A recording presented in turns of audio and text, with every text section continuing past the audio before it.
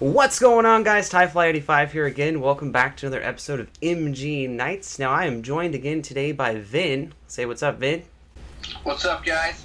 What's going on, everybody? All right, well, today we're going to be talking about The Walking Dead. Now, I'm sure a lot of you are probably, there's so many things buzzing around right now for Season 9, but the AMC just dropped the Comic-Con trailer, and I'm sure a lot of you have watched it. If you have not, I will link the trailer down in the description below, so definitely go check that out before you finish this video, or hopefully you've already finished it.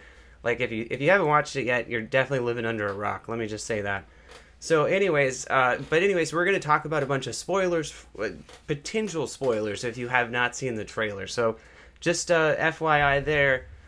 Okay, so kind of starting off on the first bat, I wanted to talk about some things that I noticed as far as the signs. So when we were in what looked like could have been maybe Oceanside, and it showed like the signs where it said HQ, Oceanside, Alexandria, Sanctuary, and Toledo.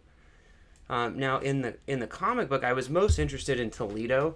I assume that the HQ has to be because there's the huge time jump, right? So I'm thinking that with the part where Maggie says, "Now I'm going to be the leader," like maybe that's where Hilltop is HQ now, because maybe in the time jump she took over somehow in that like time frame before she leaves, since we don't technically know what really happens there. But I mean, what do you think? What do you think about the HQ? Do you think that is Hilltop? I think it has to be Hilltop. I don't see how there's any other explanation for it. I know that they mentioned, I was reading a few things about Toledo, and just a shout out to MASH, which was kind of funny. MASH being so old and everything.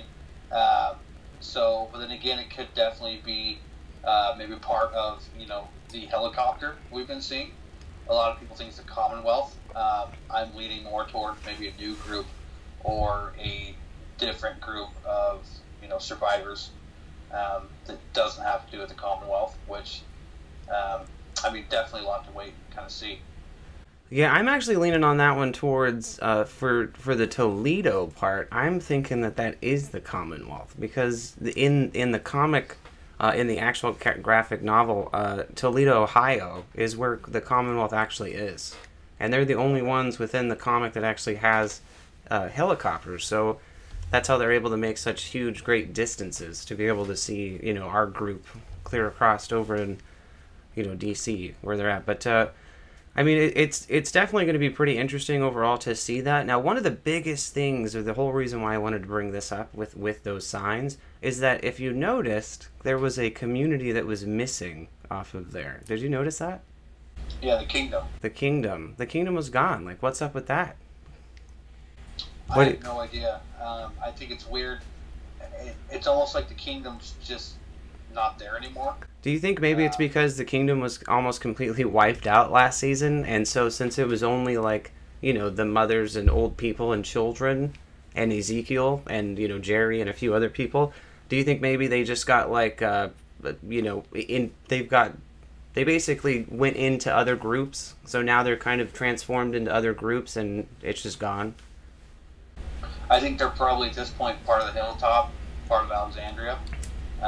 You look at Ezekiel, he's not the king of the kingdom anymore. He's kind of got his own thing going on with Brick's group. So I think it makes sense that maybe that place is no more. I am kind of curious to see Ezekiel this season, to see if he still refers to himself as king, or if people still refer to him as King Ezekiel or not, because I know that was a big thing for him at the end there. So moving on from that, one of the biggest things overall, now Comic-Con just happened, and there was a huge Walking Dead panel that happened, and there was some huge, basically, rumors were basically squashed. Let's just say that. Andrew Lincoln did officially confirm that he is leaving in Season 9, but there was no confirmation whether he will potentially return or if he's dying. So it's kind of an interesting thing overall. What do you think about that, Calvin? I don't know. I have a few theories. I know me and you kind of discussed about it. I don't know, man. I think, he did say that his adventure as Rick Grimes was far from over. So, I mean, there's a lot of always with The Walking Dead Easter eggs of all sorts. Um, and, you know, there's a lot of theories about Rick dying in season 5. I personally, I think they're going to kill him off. I don't think he's going to come back. I think they're going to kill him off, and then I think Maggie's going to be a part of it, personally. I don't know how yet. Yeah, so the biggest question that I have with that is, how do you think that Rick is going to die? So if you think he's going to die and not leave, do you think it's going to be a walker bite, a gunshot, the whispers? Like, what do you think is going to be the big? What's your prediction?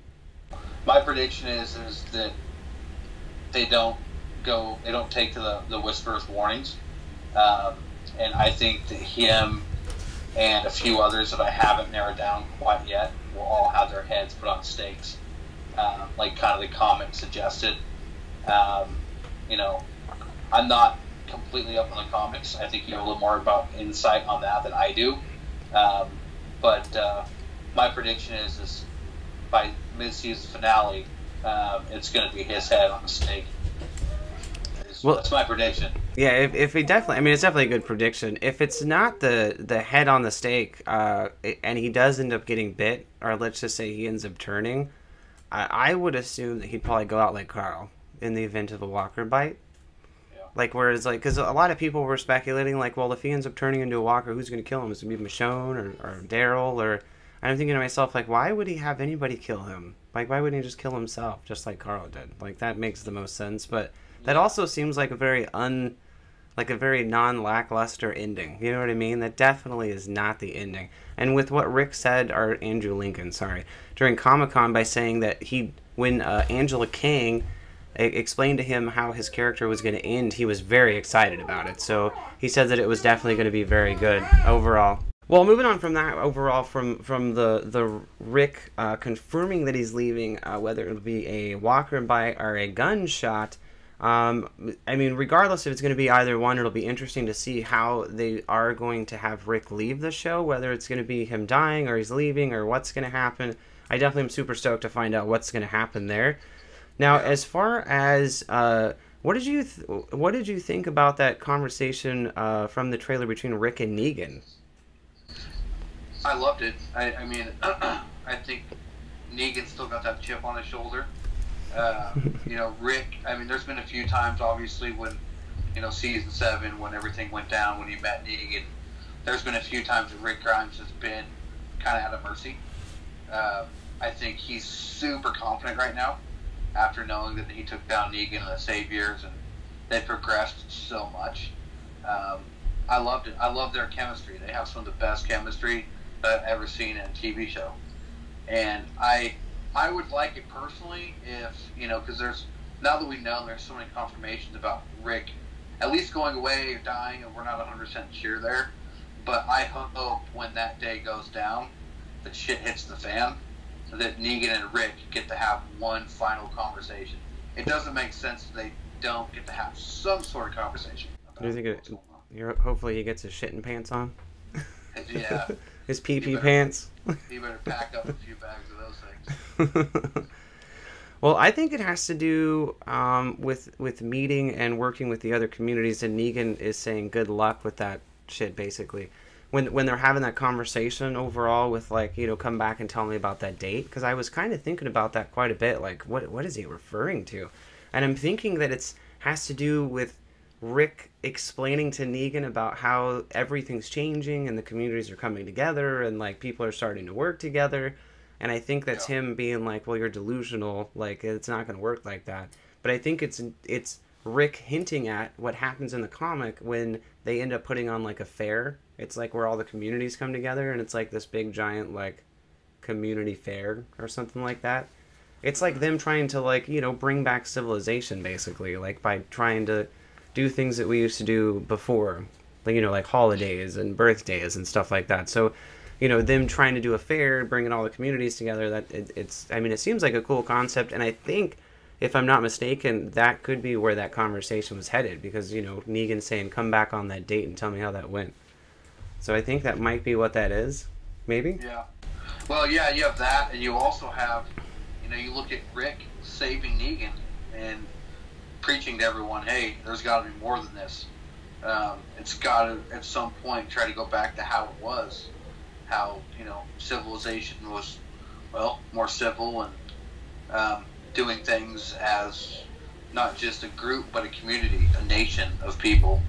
And maybe that's kind of Rick's idea behind it. Yeah, no, absolutely. I mean, it is going to be really interesting to see all of the communities like coming together, because the last time that we saw everybody, obviously, it was like right at the very end when Rick slit Negan's throat, and then everybody, basically all of Negan's guys in that moment were kind of killed off. So it was whoever was left was injured, and whoever was left back at the sanctuary had basically swapped sides and was like, fine, we're done. But it will be very interesting to see, though, because I know Michonne, that conversation between Michonne and Rick being like, who knows if they'll ever reconcile or anything like that.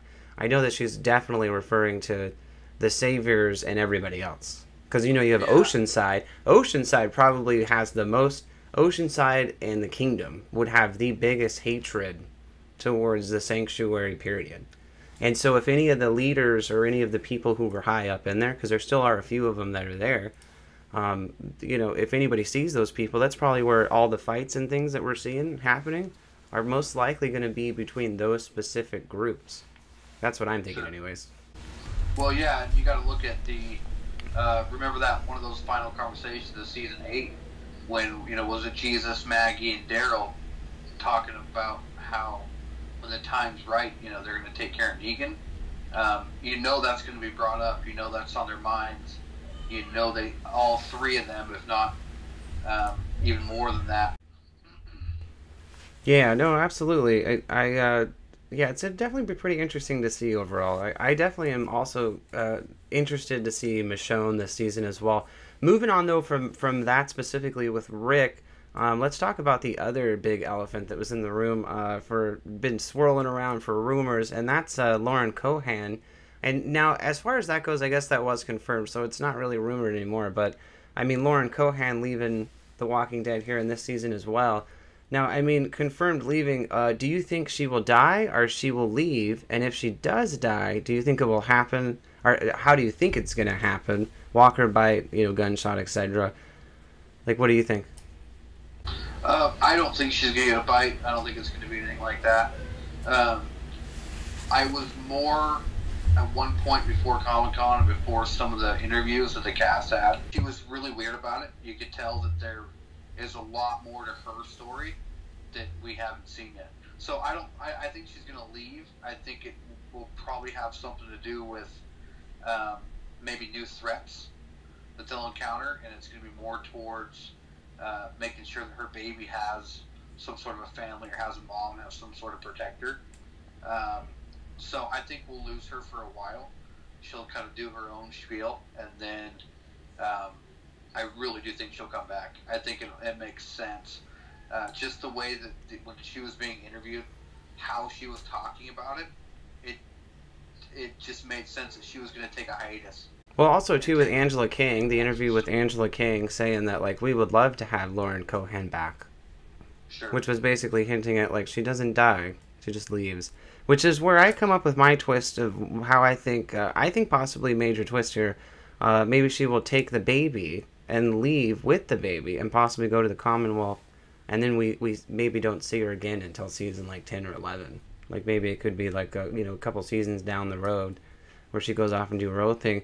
Or, like you said, like, or maybe, well, I guess I don't know if you said this, but, or maybe she becomes a victim to the Whispers, you know what I mean?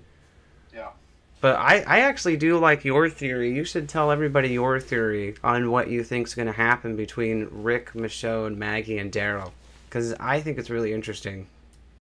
So, just kind of watching and doing the research that I've done, I've seen it, and my theory, my twist, my crazy spoiler would be Maggie kind of flips and realizes that Rick's going to be kind of in her way.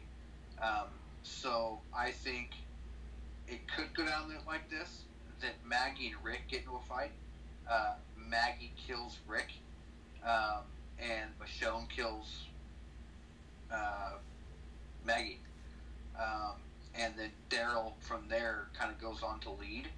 I think he's got a lot of animosity towards Rick right now, and it's kind of one of those things where I don't think that he believes in Rick anymore. I think that ship has sailed. It definitely could be. I mean, there's so many different ways this could play out, but that's kind of my crazy theory. Maggie kills Rick, Michelle kills Maggie, and I guess as far as Daryl goes, I don't know how and what kind of part he would play in that. I think he might find out about it and might kind of just let things transpire. Yeah, as far as it goes for all of those rumors too, for the contract saying that Norman Reedus was going to take over for Andrew Lincoln, he did actually, smush that rumor by saying, those are false rumors, that he's not taking over. Saying that, like, there's definitely plenty of cast old characters that are right there with him that are going to lead the show. So I'm sure he's referring to, like, Carol himself. Who else do we got? I mean, we'll still have, like, Rosita, and I mean, not that they're, like, original characters, but, like, they've been around long enough that they're still, like, characters that we've come to enjoy and love, basically. So that's who he's kind of referring to by saying, I'm not going to be the lead, we're all leading together. So I do like that aspect of it. What do you think, though, about Daryl asking Rick, are we on the same side? And then Rick saying, I don't know, you tell me. What did you think of that?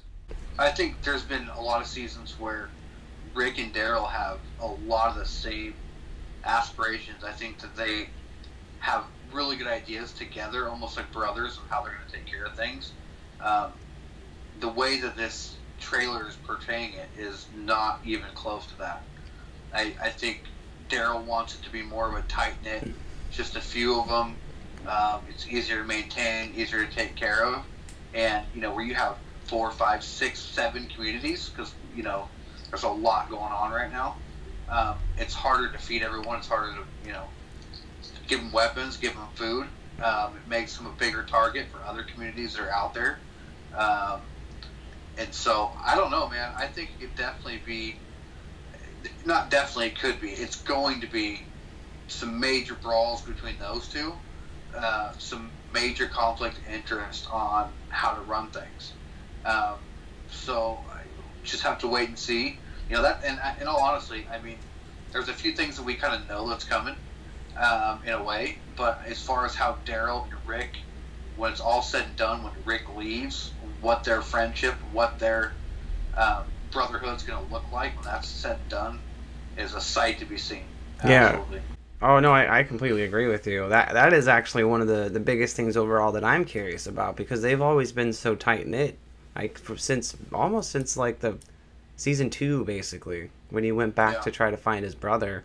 And then, he helped him there. Like, he kind of was still pissed off at him slightly, but then kind of realized, like, oh, this guy's not a dick, so, let's work together.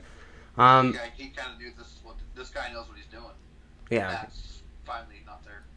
Yeah, no, absolutely. One of the other biggest things, too, that I wanted to talk about was Carol. What about when she says, I just wanted to pull the trigger, end it before it begins? Like, it looks like there was definitely some conflict there where Daryl's going to be beating somebody up. So if I had to guess, I'm going to say somebody was trying to roughhouse Carol. Yeah, it could be trying to roughhouse Carol. I mean, realistically, I think people have two sides to those two. Either it's kind of like big brother, little sister type thing. He always watched out for her. Yeah. And then a part of it's always kind of been, kind of the weird part is it's like, are they ever going to hook up? Are they making some old man, young woman love or something? You know what I'm saying? I don't know how that's going to work out with those two. It's always been sort of a rumor, but it also, I think it's more of, Daryl's like, I'm going to watch out for you. If anybody touches you or looks at you wrong, I'll kill him. Simple as that. Yeah, no, I mean, yeah, it will be interesting to see Carol and Daryl, like, interact on that. And, yeah, you're right. I mean, there has been that weird tension there for quite a while. Like, are they going to get together? Are they not going to get together? And then when you thought maybe something might happen, Carol always got with, like, Tobin and other characters. So it was always, like, quite odd. And then, didn't Tobin end up dying after all? Like, yeah, anyways. Yeah. So, yeah, he ended up dying. And then another thing, Tyler, that me and you really haven't talked about would be, in one of the shots where Rick's coming out of a tent, and I picked this up on a video the other day, it's kind of hard to see, but you have Ezekiel and Carol's sitting in his lap. So yeah, I know that look on your face, because we haven't really talked about this, because I just kind of thought about it. There's a shot that was kind of brought together where they almost look like a couple. So, and it also looks like, the big guy, I can't remember his name, always called Ezekiel King, Jerry. Yeah, Jerry. Jerry, obviously, he's kissing on some girl. So it looks like there's also some relationships that have developed in that time jump. I'm curious to see where it goes next. Well, the interesting thing about the time jump, too, is, like, in the trailer, that they're playing with us hardcore. Because, I mean, they're only up to 6 episodes, right? So they're jumping around between all 6 episodes. But the funny thing is, like, they could just potentially be only showing us, like, 3 episodes. And they're not really giving us, like, a bunch. I mean, they're notorious for doing that. So it'll be interesting to see how it actually does play out with it. I'm excited about the time jump, because I'm curious to see, are they going to start it exactly like they did with Fear, where it picked up right where, Morgan left, and, then it kind of showed all the rest of the characters kind of thing. So is it going to show from right when that ended, or is it going to kind of just pick up 2 years later, and then we're going to do flashbacks? What do you think? Do you think it's going to be flashbacks, and then we're going to jump into the time frame? Yeah, I think it's going to be, obviously going to be flashbacks, and there's going to have to be, especially if they're going into that kind of time jump. And I just, I guess that's about all I got on that, because, you have a time jump, you have flashbacks, that's a sight to be seen. A sight to be seen. Sight to be seen. How do they lead up to everything? And there's, they have episodes where it's just balls to the wall, like, go, go, go, and then it's more of kind of a slower, let's take a look back at kind of how we got here, kind of what has played up to this point. Yeah, also, too, another big thing that I noticed in the trailer was Eugene. Did you notice they kind of, like, centralized Eugene a lot more? Like, they actually showed him quite a bit in the trailers. It seems like he may have a bigger role, possibly, because he was a lot in the trailer. I know that might mean a lot, or that might mean nothing, but what do you think? Well, no more mullet. Did you notice that? Yeah, I did. He has a 2008 shave cut, so I'm kind of missing the mullet, but it gave him more of almost kind of more of a leader type role, it looks like to me. And I know that you've thought about that too. We've talked about it, and they are portraying him to be more involved with everything. Yeah. I think he will be. Yeah, well, I am pretty interested to see overall what Eugene does end up doing after, because there's gonna be consequences of the actions that he did, but also too he redeemed himself at the end making the bullets. So we'll end up seeing overall how that ends up playing out, because I am really interested. They better not like skip over that. It better not just be some like quick little 2-minute tidbit jump thing. Like they better explain it well, because I really want to know. The other biggest thing overall that I noticed that I wanted to talk about, the Rosita and Eugene, right? The scene where Rosita and Eugene are kind of like, he throws like what looks like a shovel or something, and then they're kind of like piling mud on them, and then a giant herd of walkers comes by. That scene is like ripped directly out of the comic book. Like, it's literally directly out of the comic book.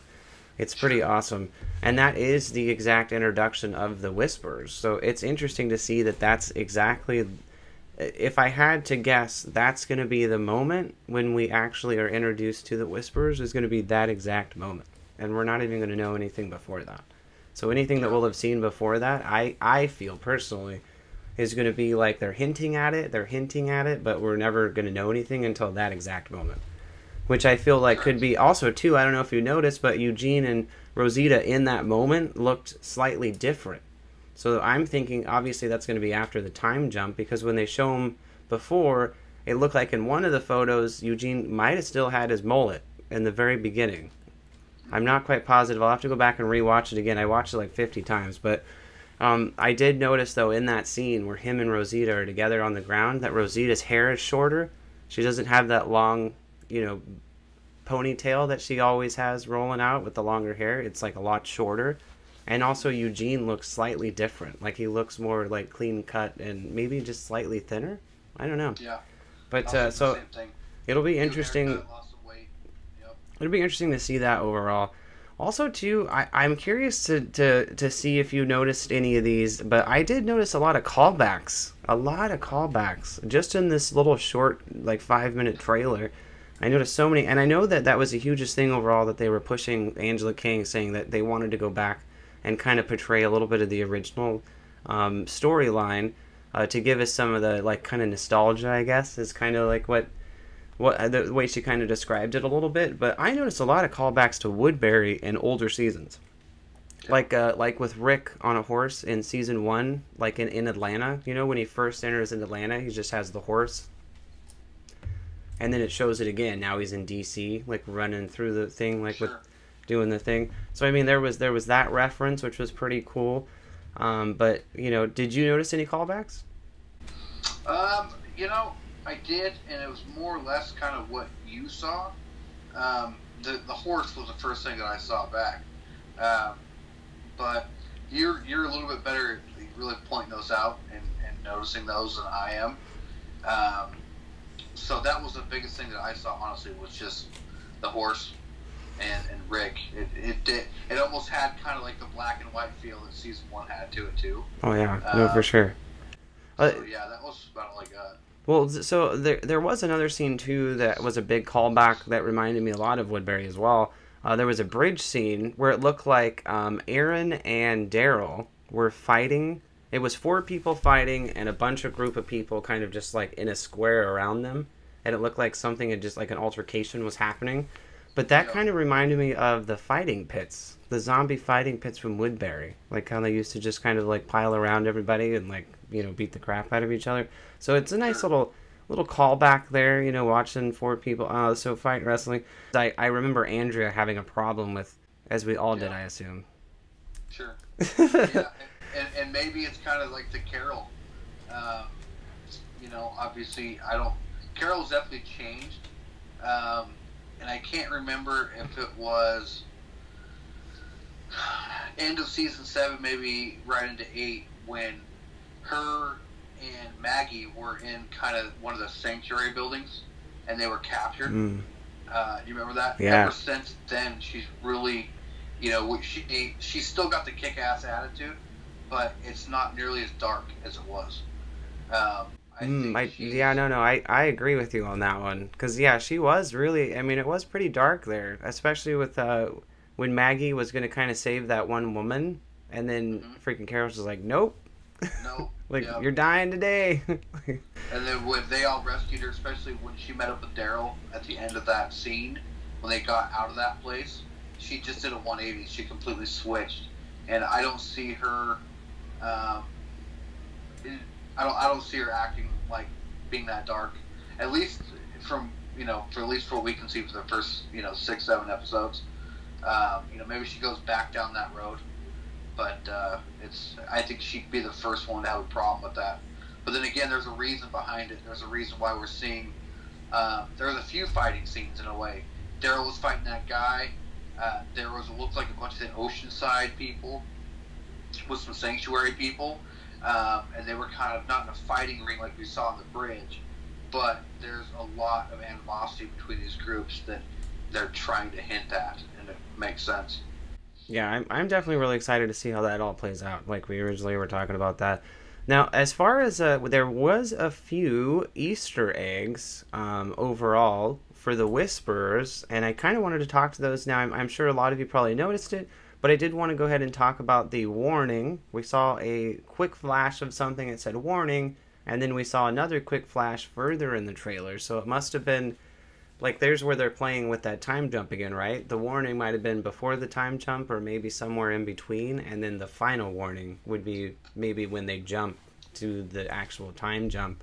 So, I mean, it's going to be very interesting to see how the warning, final warning, and that all actually plays out into, like what was it that they're actually warning them about? Because they must have interacted, right? They would have had to have somehow interacted with each other for them to give a warning by saying, you know, stay over here. Because in the comic, what you were referring to earlier when you were saying, like, maybe they all end up with their heads on spikes, like, that's what ends up happening when our group meets up with the Whisperers. Like, some crazy stuff goes down. So it will be very interesting to see how they end up interacting and how they pull off them meeting each other.